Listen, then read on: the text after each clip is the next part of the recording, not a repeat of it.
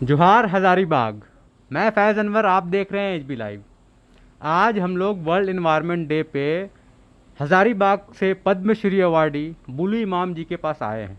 बुली इमाम जी को पद्मश्री अवार्ड के अलावा 2012 में गांधीयन पीस प्राइज़ मिला था एनवायरनमेंट प्रोटेक्शन के लिए और ट्राइबल राइट्स को बचाने के लिए।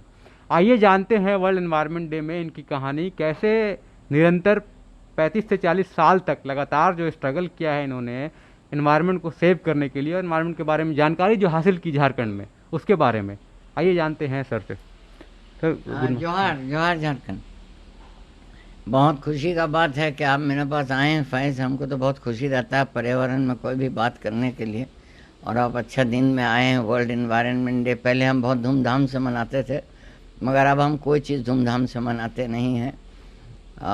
हमको तो बहुत दुख लगता है कि पर्यावरण का बात करने में भी ख़राब लगता है, क्योंकि पूरा दुनिया में पर्यावरण को बर्बाद कर दिया गया है और अब और बर्बाद होने वाला है। आप लोग सब जान रहे हैं, न्यू वर्ल्ड ऑर्डर का निकल गया है ऐलान।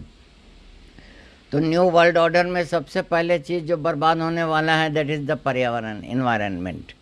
बिकॉज सब कुछ को इकोनॉमिक इंडेक्स पर लगा दिया जाएगा। और as Prince Charles of Great Britain always said, आपका environment is not in the GDP, environment is not in the economic index. हाल अभी तो जीडीपी का बात करना तो बेकार है, क्योंकि रिजर्व बैंक कोलैप्स हो गया है और हम लोग -7% जीडीपी है, मगर हमारा पर्यावरण का जीडीपी अभी भी बहु है। I don't know, 33% is the required amount. और हमारा इंटेक 5 साल पहले बोले थे कि there must be 7% in the environment left forest का। तो हम तो ज़रूर आशा रखेंगे, बिकॉज देखिए 5 साल में 5% या 7% का सवाल नहीं है। 5-7 साल में फॉरेस्ट रीजेनरेट कर लेता है। The whole process of British forest exploitation, economic forest exploitation was first done by the British in India. And उन लोग फॉरेस्ट्री को एक इंडस्ट्री बनाए थे। उन लोग पेड़ काटते थे, करोड़ों पेड़ काटते थे, और जितना इंडिया का रेलवे लाइन है बगैर पेड़ का नहीं बन सकता था। इंग्लैंड का आधा घर भी नहीं बनता विदाउट कटिंग ट्रीज। कहीं नहीं कुछ हो सकता था बगैर पेड़ काटा हुआ। तो पेड़ काटना या आदमी मरना का माने नहीं है कि वो जात खत्म हो जाएगा। जात तब खत्म होता है जब एक जात को आप बड़ा करते हैं, मोनोकल्चर। देखिए एम्परर अशोका, ये मेरे दिमाग में बात घूम रहा था मॉर्निंग से। एम्परर अशोका 3री शताब्दी में कहे थे कि जो आदमी अपना जात को दूसरों का जात से बड़ा करता है, उसका जात कम हो जाता है। तो मेरा यही कहना है कि मोनोकल्चर का यही माने है। आप कोई भी स्पीशीज़ को बढ़ा दीजिएगा बाकी स्पीशीज़ का ऊपर में, तो वो स्पीशीज़ आपका सबसे एक्सप्लॉइटेड हो जाएगा। आप सकवा का जंगल काट कर, फॉर एग्ज़ाम्पल, हम रोज़ अभी जो है डेविड एटनबरर का 1 प्लैनेट सिल्वरबैक सीरीज़ रोज़ हम 1 घंटा बैठ करके एक फ़िल्म देखते हैं, और 12 फिल्म को हम 12 बार देख चुके हैं, क्योंकि हम चाहते हैं कि हम 12 को 12 144 बार देख ले, जब तक डेविड एटनबरर उसको रिपीट नहीं करें। उनका 94 साल उम्र हो गया, उनका अब उतना टाइम नहीं है 94 साल में कि रोज़ साल में हर साल में एक फ़िल्म बनाएं। मगर वो जो सीरीज़ जो है उसमें हमको पता चलता है कि पूरा दुनिया में 2 चीज़ हुई है। जहाँ भी पर्यावरण को बर्बाद किया गया है उसका रिज़ल्ट बहुत बुरा हुआ, नंबर 1। और नंबर 2, जहाँ भी पर्यावरण को बचाया गया है पर्यावरण बहुत जल्दी बढ़ गया। हम बैक व्हेल ख़त्म हो गया था, बचाया वापस आ गया। मंगोलिया में प्रिजाल्स्की हॉर्स आपका ख़त्म हो गया था, 12 टो बचा हुआ था, 12 को ला के लगा दिया, 20 साल के अंदर में 144 हो गया। तो money, bank account, investment is like nature. Prince Charles बोलते थे कि आप मनी को इन्वेस्ट जैसा करते हैं वैसा पर्यावरण को इन्वेस्ट कीजिए। तो इन्वेस्ट यदि हम लोग करेंगे तो हमको उसका डिविडेंड मिलेगा। तो सर एक सवाल है, आप तो लगातार ख़त्म करने दीजिए, सॉरी 1 मिनट। हम एक चीज़ आपको बताने चाह रहे थे। आपका सबसे बड़ा रेन फॉरेस्ट अभी दुनिया में अमेज़न है, 20 million square kilometres of forest. अब अमेज़न का बाद में दुनिया में सबसे बड़ा आपका इंडोनेशिया में, फिलीपीन का आइलैंड में, जावा, सुमाट्रा, बोर्नियो एट्सेट्रा एट्सेट्रा। अब वहाँ पर जो सबसे बड़ा जो अभी जो कांड चल रहा है वो आपका पाम ऑयल एक्सट्रैक्शन का चल रहा है। वो पाम ऑयल का फॉरेस्ट लगाया जा रहा है। और अभी केवल सुमात्रा का समझिए कि 34% of the largest rain forest in the world is left, और वो इतना शॉकिंग रेट में काटा जा रहा है कि 5 साल के अंदर में सुमात्रा में have no forest. The second largest forest in the world is in Indonesia, the biggest is in the Amazon. तो मेरा कहना है कि आप इकोनॉमी को बढ़ाने के लिए एक स्पीशीज को बढ़ावा दीजिएगा तो अशोका का बात हमको वापस आती है कि जो आदमी अपना जात को सबसे ज़्यादा बढ़ाता है उसी का जात खत्म हो जाता है। ये एम्परर अशोका 3री शताब्दी में बोले थे। वो जैन थे, वो बुद्धिस्ट थे, वो हर चीज़ थे, मगर वो चीज़ हमको आज नहीं भूलना है। एक चीज़ को मत बढ़ाइए, नहीं तो वही चीज़ खत्म हो जाएगा। सर मैं हज़ारीबाग की कंटेक्स्ट में अगर बात करूँ तो जब से एनटीपीसी यहाँ पे आई है 2009-10 के बीच में, देखिए हम कोई इंस्टीट्यूशन का विरोध में इंस्टीट्यूशन नहीं sir, open cast coal mining जब हुई तो टेम्परेचर में लगातार गिरावट है। हम वो सब छोटा चीज में जाने वाले नहीं है कि ये पेड़ कट गया और वो खदान बन गया और टेम्परेचर बढ़ गया।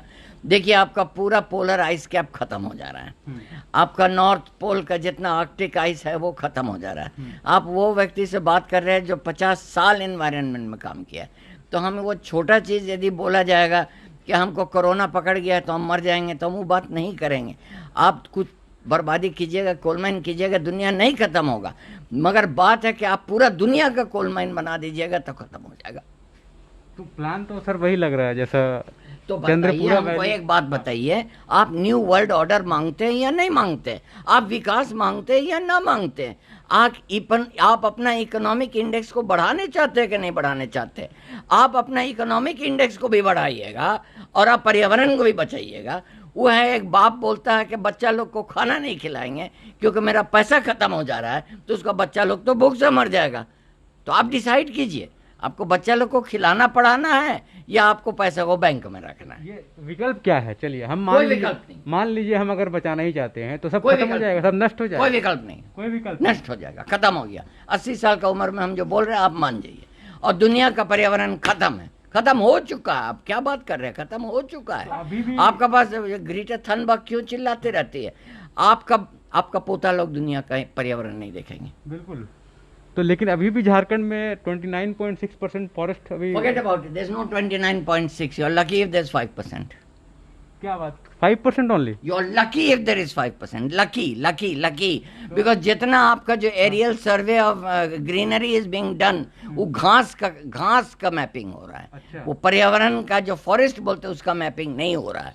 सब आर्टिफिशियल स्पीशीज लगा करके ग्रीन मैपिंग। देखिए आप हमसे एक बात बताइए, आज का भारत में सब कोई झूठ बोल रहा है कि नहीं? अब ये तो हम आप नहीं बोलिएगा, हम बोलेंगे। सब कोई झूठ बोल रहा है, कोई सच नहीं बोल सकता है क्योंकि कोई का हिम्मत नहीं है सच बोलने के लिए। केवल 80 साल का उम्र में जब कब्र का दरवाजा खुल गया आदमी सच बोल सकता है। आपका हर दर्शक जानेंगे कि मेरा मुंह में सच लिखा है या झूठ लिखा है।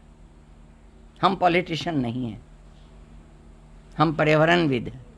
हम पर्यावरण बचाने चाह रहे हैं, मगर हम जान रहे हैं कि अभी पर्यावरण का समय नहीं है। अब क्या कीजिएगा? खत्म हो जाएगा।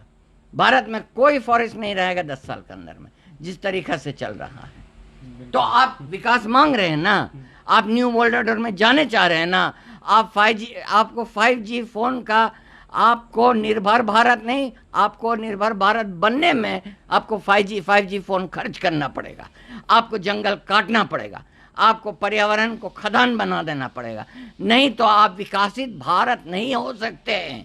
मेरा बात मान लीजिए। 80 साल का उम्र में बुलू इमाम बोल रहे हैं। बिल्कुल। तो देखिए बुलू इमाम जी का कहना है कि जिस तरह से देश आगे बढ़ रहा है, हम लोग पर्यावरण को नष्ट करते जा रहे हैं और एक दिन ऐसा होगा जब हमारे जो फ्यूचरिस्टिक जनरेशन जो आएंगे वो शायद पर्यावरण नहीं देख पाएंगे। भूल जाइए। जो बोलते हैं इंग्लिश में एक सेइंग है, you can not have the cake and eat it too. आप केक को खा जाइएगा तो आपके पास रहेगा नहीं केक। तो आप डिसाइड कीजिए, आप केक को रखिएगा कबर्ड में या खाइएगा। You can't have your cake and eat it too, you decide that. बिल्कुल, आप लोग डिसाइड कीजिए। बहुत बहुत धन्यवाद। हम लोग बात कर रहे थे हजारीबाग से पद्मश्री अवार्डी बुलू इमाम जी से। बहुत बहुत धन्यवाद। अवार्डी बहुत आते हैं, बुलू इमाम एक आता है।